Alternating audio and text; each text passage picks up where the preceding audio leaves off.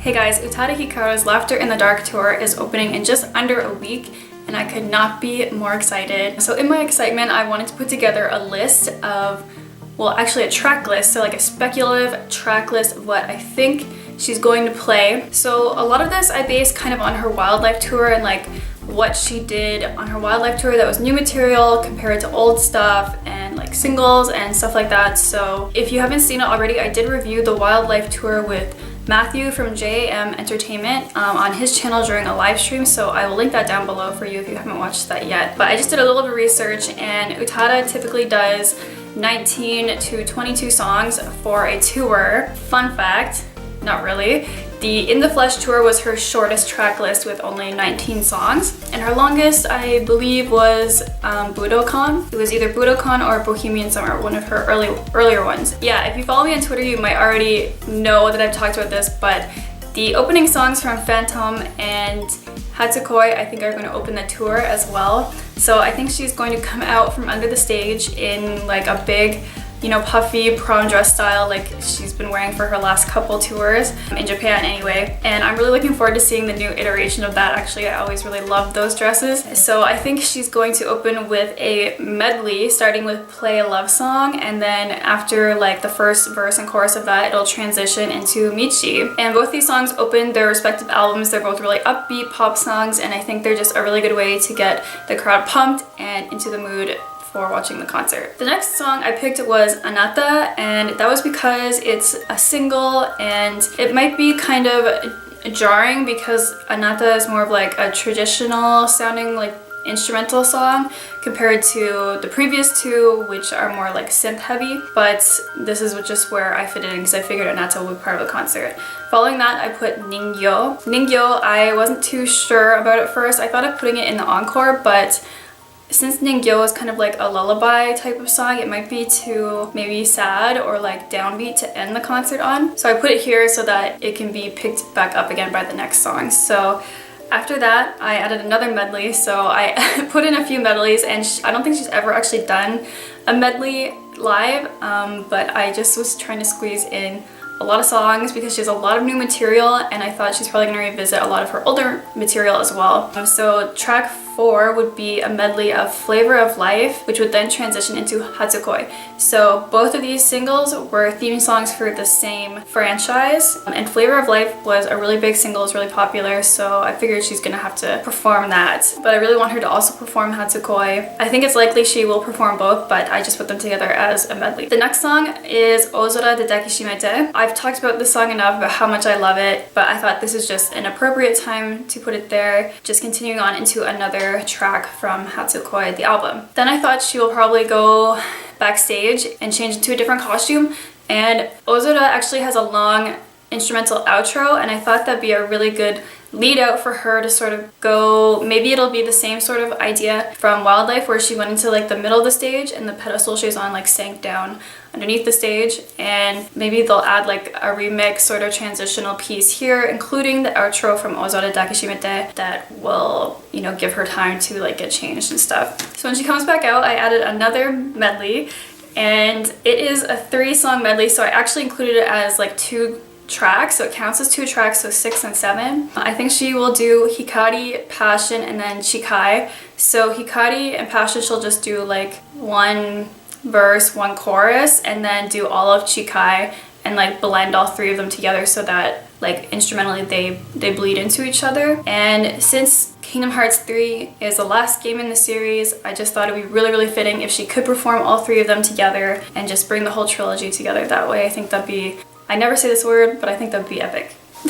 Next up, I think she will perform Yunagi, and I'm pretty sure she's going to include Yunagi on the set list for this tour because it did blow up a little bit from the attention it got from the show on NHK. And I find Chikai is very plaintive. She's almost like begging in a way, and then going into Yunagi, which is a mournful song, I find is kind of a better transition than if she did like a happy song into Yunagi. Following Yunagi, I placed Beautiful World.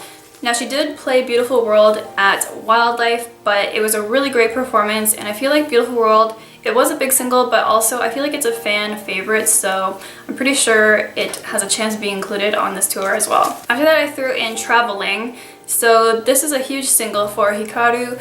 and the crowd really seemed to react to it during Wildlife. Again, I feel like it's a major fan favorite, so it's among the more old school songs that could be included on Laughter in the Dark. Following that up, I placed Good Night. Again, I've talked a ton about that song in my review for Hatsukoi, and I'm really hoping she performs the song live because I'm just curious about how she will manage the long sustained notes, the chorus, and yeah, I just love the song, so I really hope it's included. It is a theme song and a single, so hopefully that means there's a good chance. Then I inserted another costume change here, so we're 11 tracks into the show at this point. Again, on Twitter, I was talking with some of you guys about what her costumes might be for this tour, and I thought of maybe she's gonna come out in a big, like, black or very dark gown, sort of like on Utada United when she's wearing that big, like, silvery black coat, and she's wearing another outfit under that, so I thought maybe she'll come out in that here, and she's going to perform First Love. So I don't want her to perform First Love. I'm sick of that song. Like, she could give it a rest as far as I'm concerned, but I just feel like because of the huge popularity of it, that there's no way she can get away with doing a live without doing at least First Love of her early releases. And then I was thinking underneath her coat or her big gown, she would have on a more bright, like brightly colored dress that either is underneath or that like the darker one transitions into. So I don't know if you guys have seen those like custom made gowns where you just like release it and then like as you twirl around it'll like fall down and it like transforms into another like shape or like a different styled dress. That would be really cool. But yeah, so what I was imagining is that that gown underneath is like really brightly colored, and then also it's covered in tiny little mirrors, so when the lights hit them it's just like reflecting all the stage lights and representing how she's transitioning from like the darkness to the light. I don't know at what point she would do that. I know she wore that big overcoat for 3 songs, I think, on Utada United. So maybe after these next 2 songs, she would do that costume transition. So after First Love, I placed Wait and See Risku. It's actually been a while since she performed that live, but it's another one of her early singles that I feel like a lot of fans really want to hear. And then another throwback, I placed them all kind of together except for Travel, is Addicted to You. And I believe the last time she performed Addicted to You was on Utada United.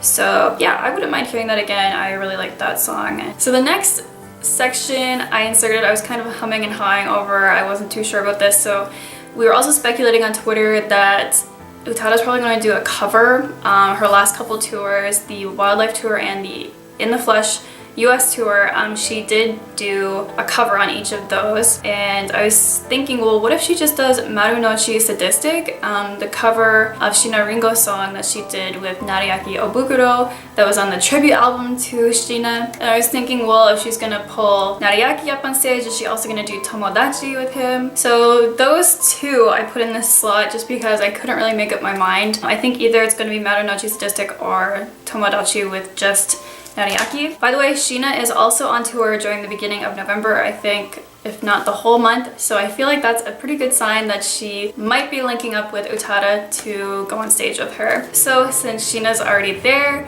the next song I thought they could do is Nijikan Dake no Bakansu. This has never been performed live, and this is one of my favorite songs off of Phantom, so I'm really hoping for this one, hoping for Shina to make an appearance. I think that would be awesome. And next, so this whole segment is going to be like her collabs, if you couldn't tell by now.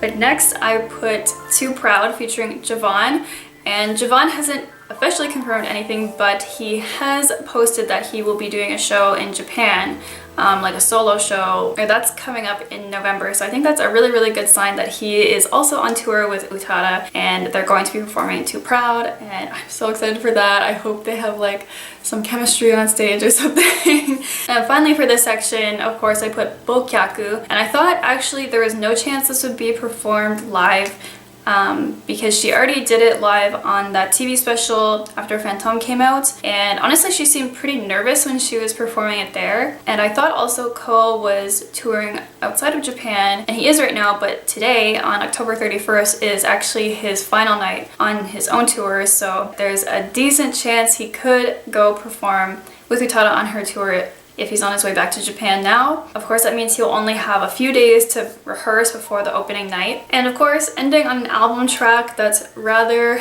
ambient and depressing is kind of an awkward way to end the show, but we all know she's coming back out for the encore. So she sends everyone away that's joined her on stage, and she says goodbye and stuff, and she leaves, and then we call her back up for an encore. The first song I slated here is Jinsei Saiko no Hi, and I just feel like that song would be a really good pick-me-up to start the encore following Bokyaku. And now we're at 19 tracks, by the way, so the next song I thought she might do is Hanatabo Kimi, and I believe that was the first single she released after her comeback, when she was officially coming back and like releasing singles off of Phantom before it came out. I think she has performed it once or twice on TV, but I feel like it should be part of the concert as well. And then following that, I placed Forevermore. And again, personally, I could live without hearing that, but I just have a feeling that it'll be included on the tour.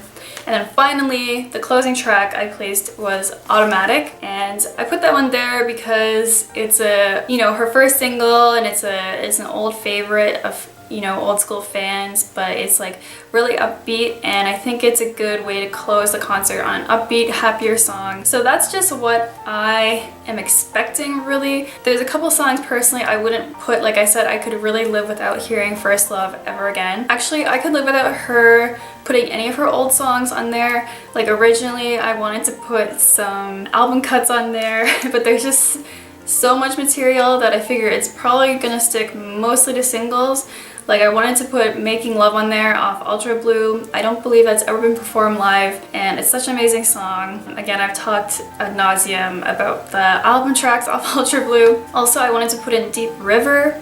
It's been quite a while since we heard that live, but there just wasn't really enough space. I did put, I think, 22 tracks on my list, so I didn't really want to push it past there because I just don't see her performing more than 22 because she never has before. So yeah, all of the older songs I could definitely live without this time around, but I can see for sure why they'd be included and why other fans would really want them. Like if Utada just got on stage and performed every track off Phantom and every track off Hatsukoi, I'd be perfectly fine with that. That would be a great concert to me. Oh, but then also included like the Kingdom Hearts songs all together.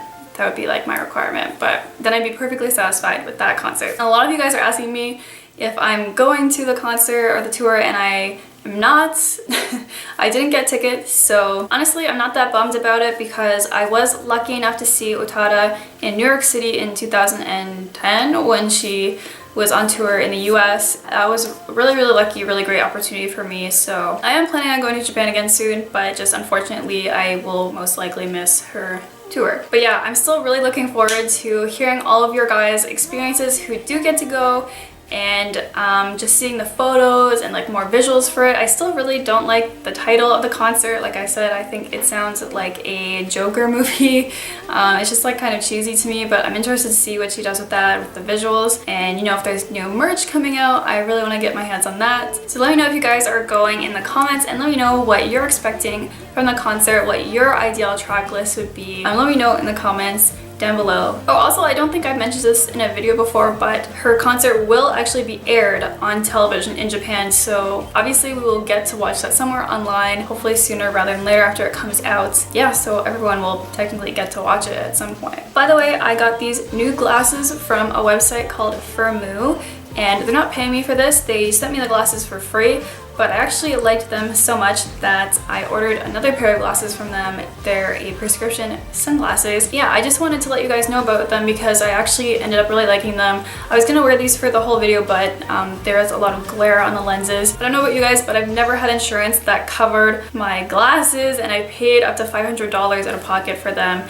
And I found on Firmoo that you can get glasses for under $60. That's about what I paid for my sunglasses. And yes, these are my prescription, and I just really liked all their styles and everything. Like I actually had a hard time choosing which glasses I was gonna get because I liked so many. Again, they're not paying me, they just sent me these glasses for free, but I would have paid for them happily anyways. And I would definitely buy from them again in the future. So there will be a link in the description down below. Also, if you sign up for their mailing list, they have sales like almost every day. Like, you'll never have to pay full price for glasses ever again. They have 50% off sales. They have codes where you can get glasses for $20. All you need is your prescription from your eye doctor, and there's some guides and stuff on their website to help you fill out the form to get your prescription. It's super easy, and yeah, I'm super happy with them. So I hope you guys enjoyed this video, and I hope that if you need glasses like I do, that you might check out your options online. Firmoo is definitely a good option for me. Yeah, thanks for watching. Bye.